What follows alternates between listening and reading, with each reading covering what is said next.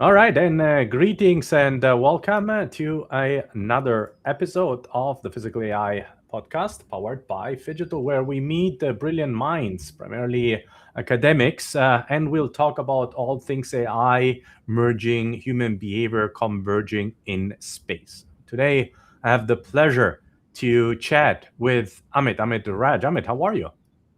Doing good, Tommaso. Thanks for having me here. Outstanding. The pleasure is all mine. Really curious to brainstorm and share some nuggets of wisdom with you here on the pod. Did you had a great end of the year, beginning of the year? Yep, it was had a great time during the holidays, and excited to discuss some tech Yeah, with you.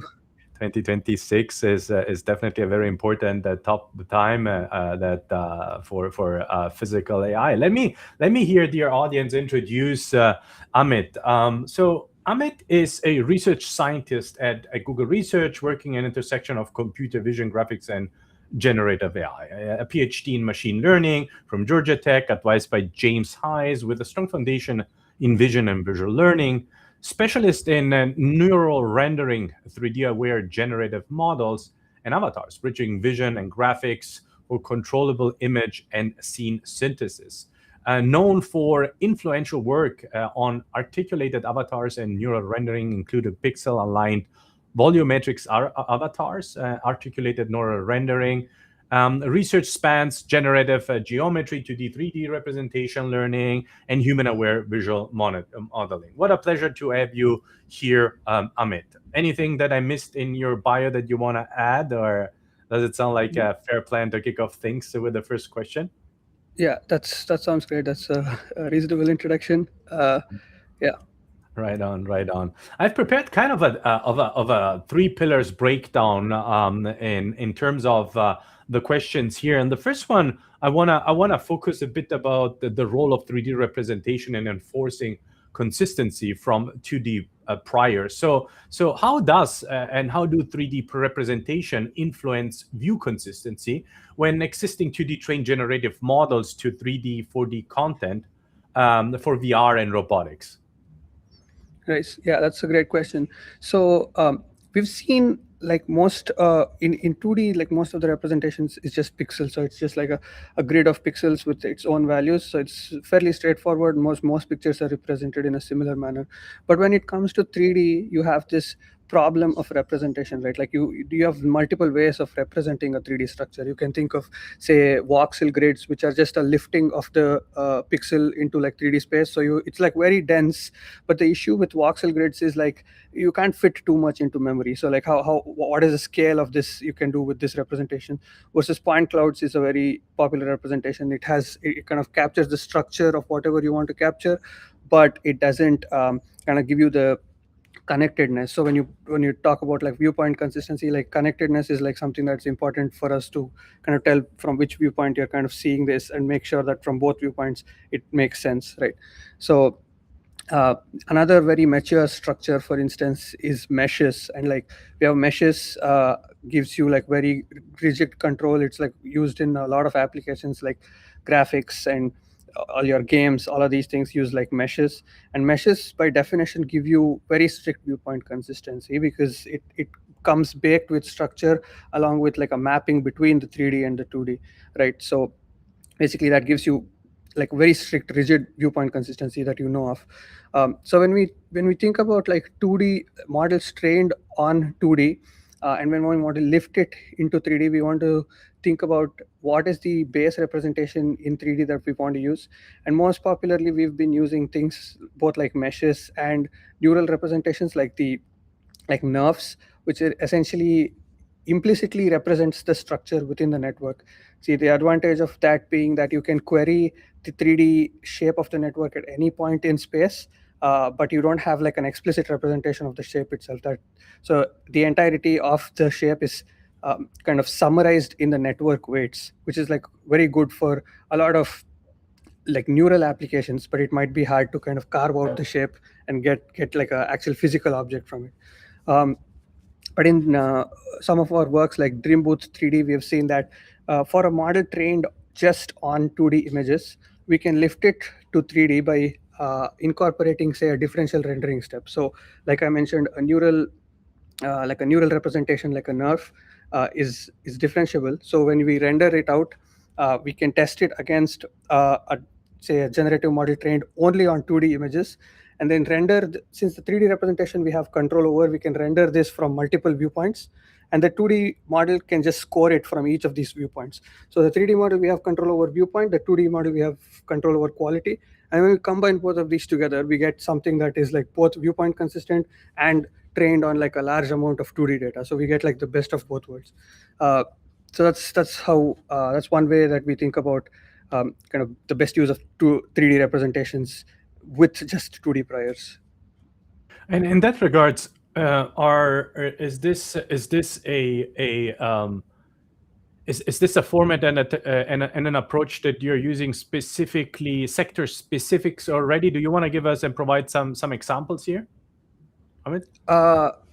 So for instance, like in DreamBooth 3D, we used the like neural rendering field, like the NeRF representation, which is the implicit representation, versus where we had another work called Cam Control 3D, where we used more of a implicit representation, like a voxel, like a latent voxel representation. So the 3D is not represented as a point cloud. This DreamBooth 3D, for instance, where we used a NeRF-like representation.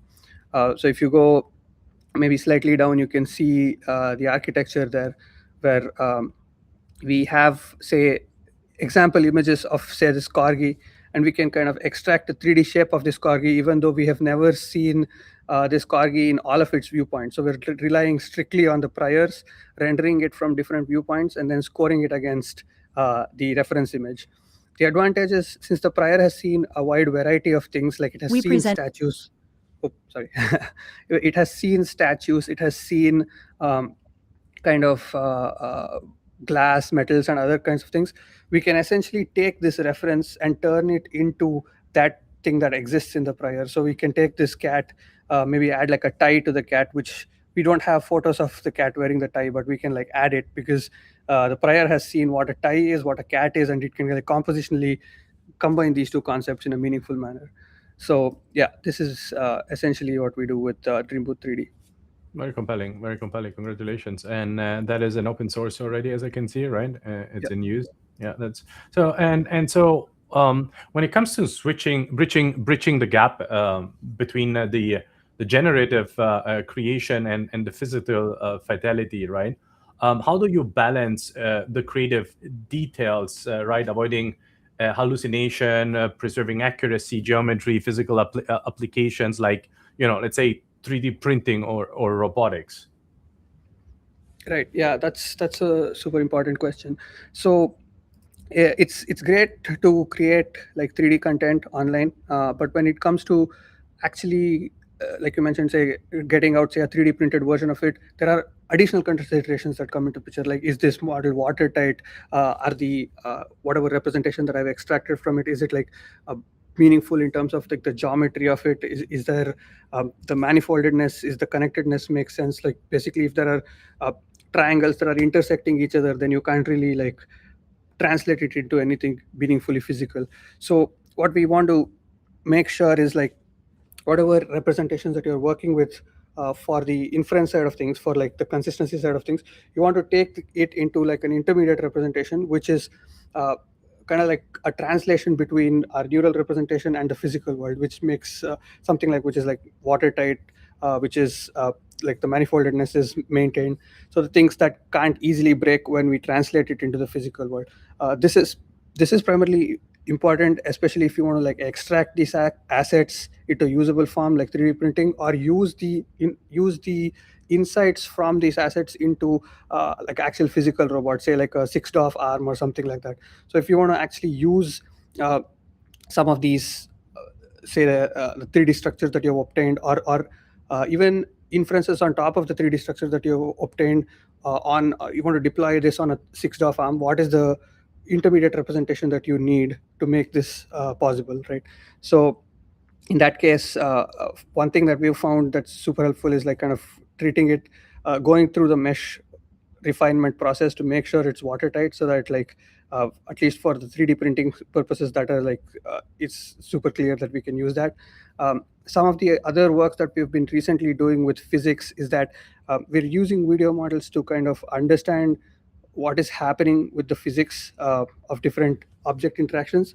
But when we try to translate it to like actual physical systems like a 6DoF robot arm or something like that, there is a translation error between what the video model understands versus what we can actually say the policy that we can deploy on the robot to affect the to kind of move the end effector. So there is still, I think, a gap in the physics aspect of things. So for most static things, we have a good solution through a mesh process, and then we can kind of extract it. But if you want to think about like more of the physics aspect, I think there's still a lot of space left there for like active exploration and research, where how do you translate the insights from say a video model into actual like 6DoF arms or motion model like that.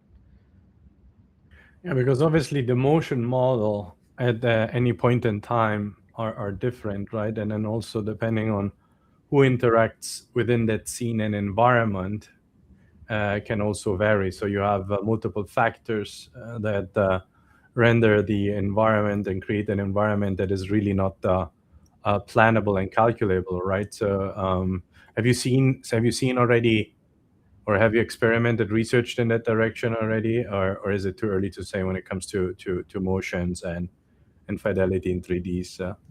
Yeah, so we have some early explorations in this, which are not on the physics side, which are not like fully out in public yet. But on the static side, we have things like IceG and Cam Control 3D, which we've tried to essentially show like use of video models for like 3D understanding. So unlike image models, which are trained on like static collection of images, the advantage that video model gives us is it's trained on like say videos of a camera moving around an object, so it has like an implicit understanding of what 3D is, and it has seen things like say waves moving and things like that, so it has an implicit understanding of what physics also is.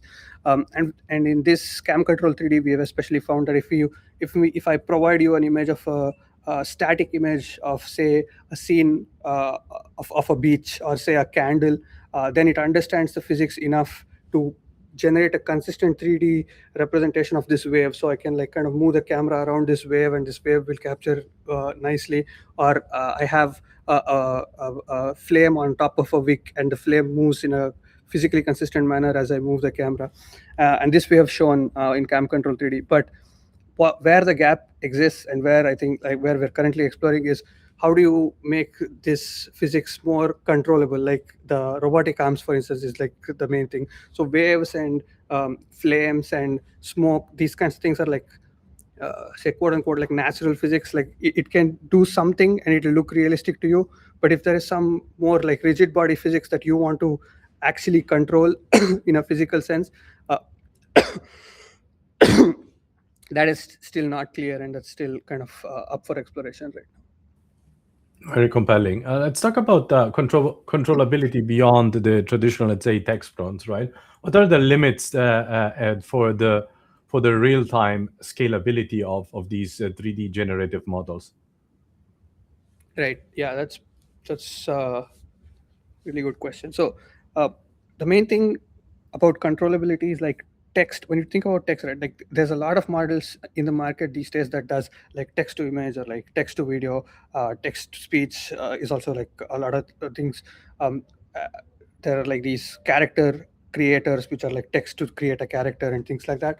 But if you think about it, text is like a really sparse source of information. Like it's very discrete, and uh, now you get into this whole like race of like prompt engineering. So you want to be able to generate the best text that like lead you to the result that you want. So this is not really scalable for a physical system, right? Like you can't really kind of fully physically explain what has to happen at each instance through in a textual manner. So if you think about say control systems, all of these things quickly break down. Like how can you explain to a robot like move up first, then move front, then move down? Like that's not a meaningful thing to do, right? So what is more meaningful is like these fine-grained controls, or in some sense, quote unquote, like what we call like dense controls, which are aligned to say the video or the physics of the thing.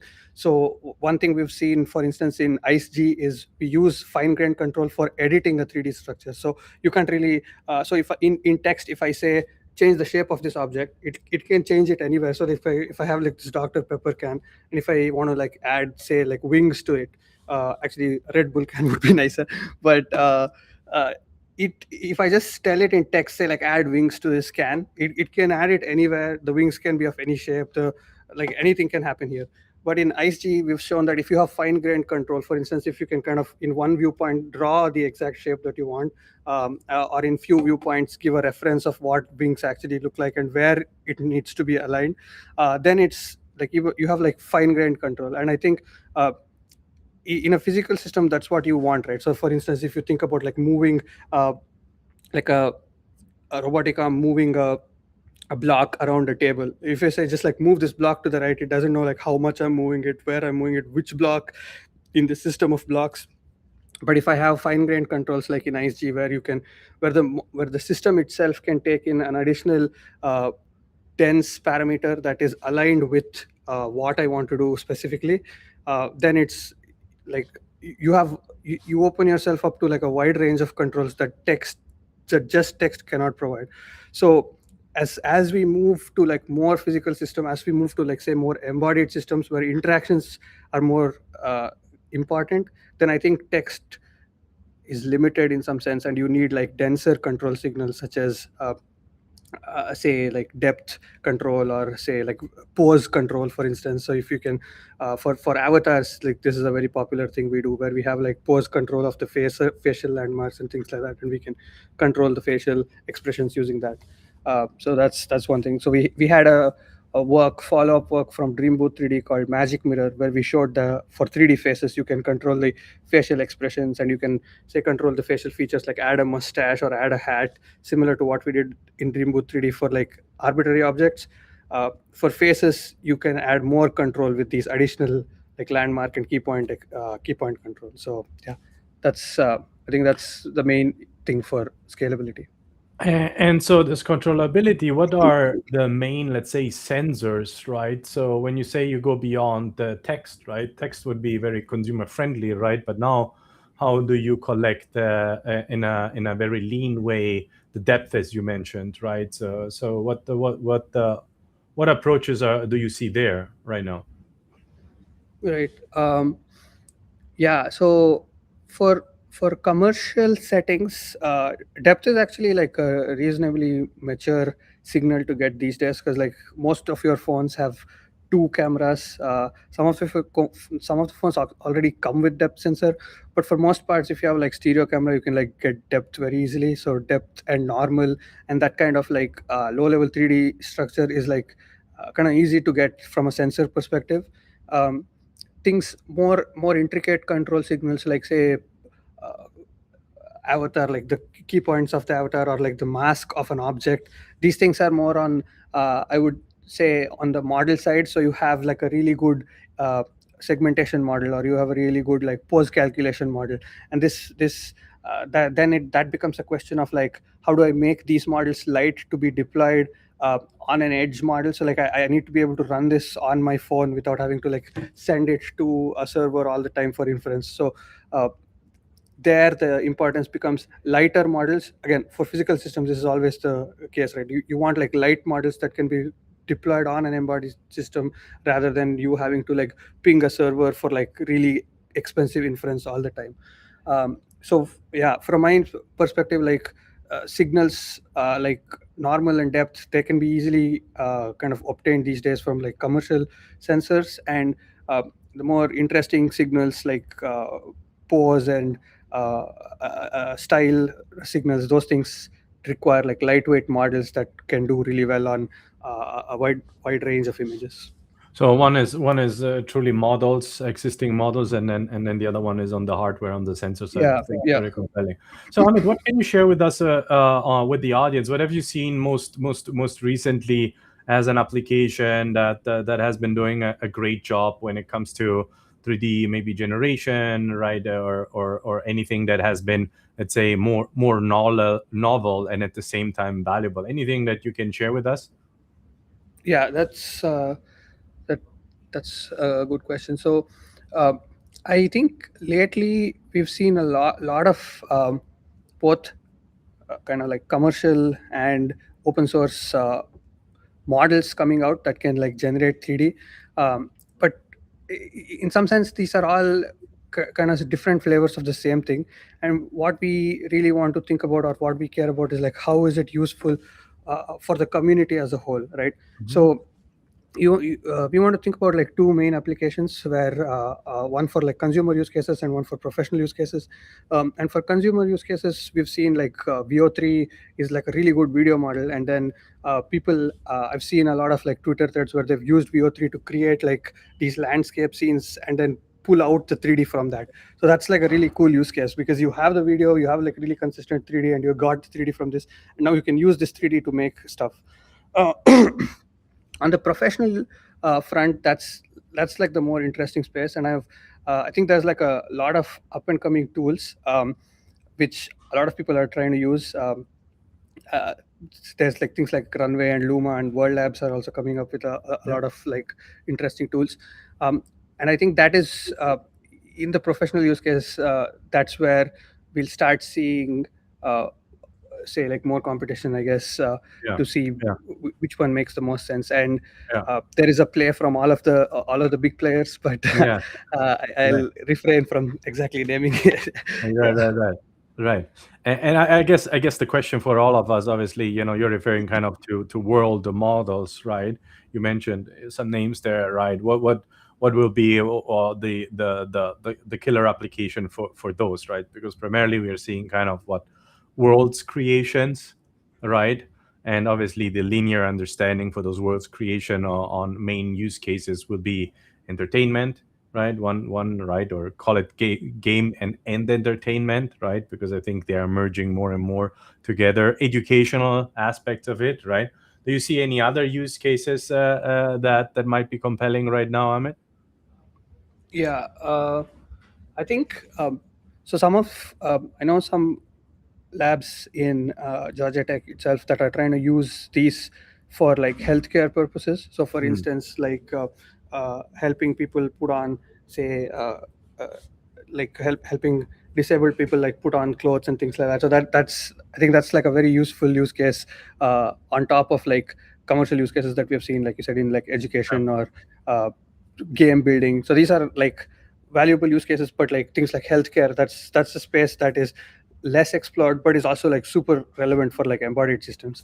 yeah, uh, another thing that has already been like slightly like a lot of very popular is kind of constructing like real estate use cases, like yeah. constructing like really detailed maps and like scenes of like really Like big digital places. twin styles, right? Yeah, so you can do things like geotourism, which Yeah, Google's been like pushing out like really fast for many places. So you can kind of go to say the Colosseum and kind of really geotour this system without you having to ever be there. So like the actually experience be almost, there, but yeah, have the feeling yeah, of being there, right? Take yeah. us 5 years down the road, Amit. What does your Amit's world look like based on what you are researching, what you have been contributing to? Like, what's a world that you envision, and what are challenges to get there?